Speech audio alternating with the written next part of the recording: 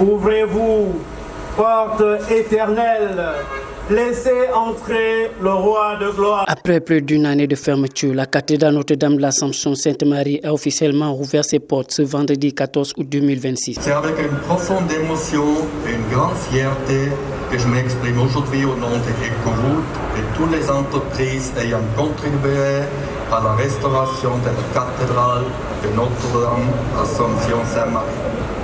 Restaurer une cathédrale n'est pas un chantier ordinaire, c'est un rendez-vous avec l'histoire.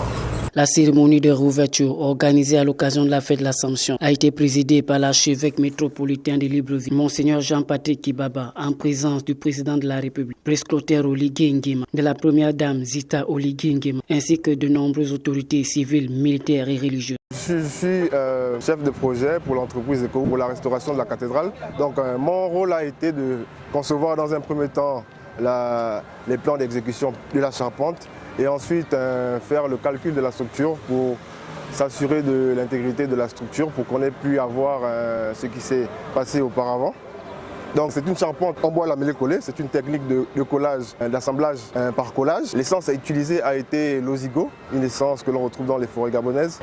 Elle est composée essentiellement d'une charpente supérieure et d'une charpente inférieure. La charpente supérieure, on a posé 5 arcs et 6 demi-arcs.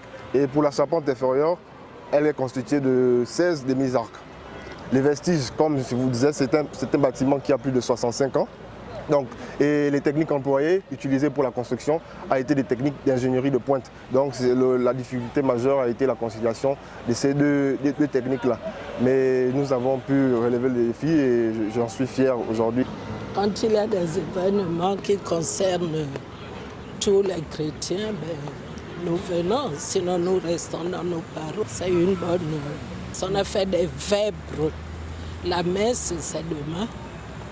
Nous remercions le chef de l'État pour ce qu'il a fait pour les chrétiens. Fermée depuis l'effondrement d'une partie de sa toiture en mai 2020, la cathédrale a fait l'objet d'importants travaux de réhabilitation afin de sécuriser l'édifice tout en préservant son identité architecturale. Dans son homélie, Monseigneur Jean-Patrick Kibaba a salué le retour des fidèles dans ce haut lieu de foi, symbole de l'histoire religieuse du Gabon. Cette réouverture, à la veille de la fête de l'Assomption et des célébrations du 17 août, marque la renaissance de l'un des monuments les plus emblématiques du Gabon et témoigne de l'engagement des autorités pour la préservation du patrimoine national.